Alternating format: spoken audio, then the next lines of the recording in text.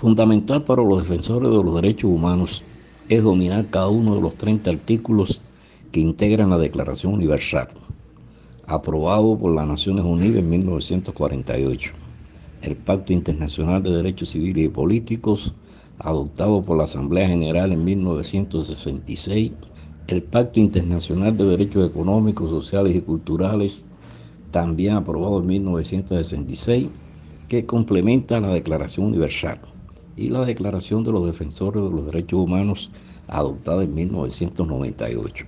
De todos los derechos consagrados en la Declaración Universal, el derecho a la libertad es el más abarcador y expansivo. El derecho a ser libre que consagra el artículo 3 tiene otras múltiples manifestaciones: la libertad civil, la libertad política, la libre expresión y difusión del pensamiento, la libertad de creencia religiosa, la de entrar y salir del territorio nacional, la de reunión, la de asociación y la de libertad de creación y artística y literaria. En Cuba, durante estas más de 6 décadas de gobierno de partido único y en medio de un escenario donde se eliminó el pluralismo político, la prensa independiente, no hay respeto por la libertad de expresión y cientos de hombres y mujeres guardan prisión por mantener una opinión diferente a la oficial, y en consonancia con ello realizaron acciones contestatarias no violentas. Hagamos un poco de historia. En el año 1976, y en medio de un tenebroso clima de asfixia política, un grupo de cubanos, Ricardo Bofill, Gustavo Arcos, Adolfo Rivero y otros anticastristas, incluyendo marxistas decepcionados, fundaron en La Habana el Movimiento de Derechos Humanos a la manera de una actividad de lucha civilista, una cruzada sin precedentes en la tradición política cubana. En ese entonces el Comité Cubano por los Derechos Humanos apenas tenía un puñado de miembros. La cárcel, los tratos crueles y degradantes, la extorsión permanente y las agresiones brutales no pudieron hacer desaparecer la desobediencia civil y resistencia pacífica. El movimiento pro derechos humanos se ha ido diversificando. Cobraron fuerza los sindicatos independientes, aparecieron grupos de apoyo a los presos políticos y de defensa de la creencia religiosa.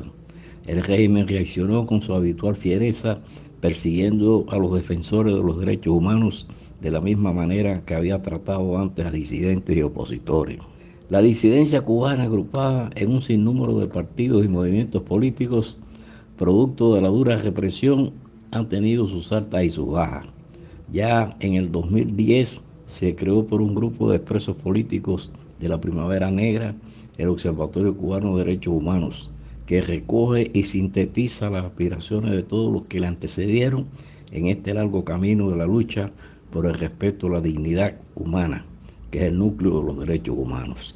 El Observatorio Cubano de Derechos Humanos es un baluarte en la lucha por la libertad de los presos políticos. Moviliza a la población en la lucha por su puesta en libertad. Denuncia oportunamente los abusos y tratos inhumanos de que son víctimas. Llama a los hombres y mujeres de todas las ideologías y partidos políticos a que se movilicen y luchen por el cumplimiento de los 30 artículos que recoge la Carta Universal de los Derechos Humanos, adoptada por la Asamblea General de las Naciones Unidas en 1948. No es posible citar todas las organizaciones que combinan el propósito de defender los derechos humanos con el más general de oponerse al gobierno socialista. Casi todas estas organizaciones funcionan solo de facto o de modo clandestino. Muchas de estas organizaciones mantienen pequeños núcleos de disidentes diseminados por todo el país. Son ellas las que suministran las informaciones que sirven de base a las denuncias que se presentan ante la Comisión de Derechos Humanos de la ONU. Las violaciones sistemáticas a los derechos humanos continúan en todo el país, lo cual se puso de manifiesto con motivo del tercer aniversario de las protestas pacíficas del 11 de julio del 2021, que estremecieron al país. Nuevamente se produjeron detenciones y restricciones a los opositores disidentes para evitar conmemorar la fecha. Ramón Jiménez Arencibia, red de apoyo al Observatorio Cubano de Derechos Humanos.